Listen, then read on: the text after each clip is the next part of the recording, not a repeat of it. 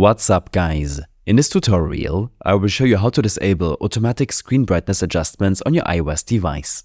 This should be quite an easy tutorial. For more information, click on the first link in the description below.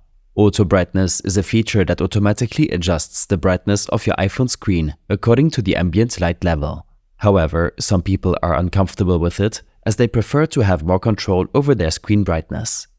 To disable auto brightness on your iPhone, open the Settings app and scroll down a bit until you find the Accessibility option.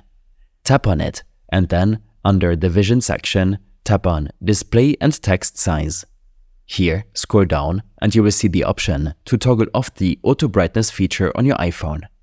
Proceed to toggle it off and the automatic brightness change will be disabled on your iPhone. Keep in mind that it is generally recommended to keep automatic brightness enabled. This is because it helps extend your battery life by keeping the total brightness low in indoor environments.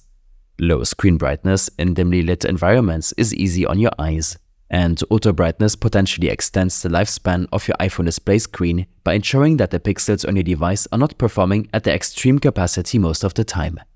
These steps and more information will be available in my extensive guide linked in the description below. I hope this helped you out.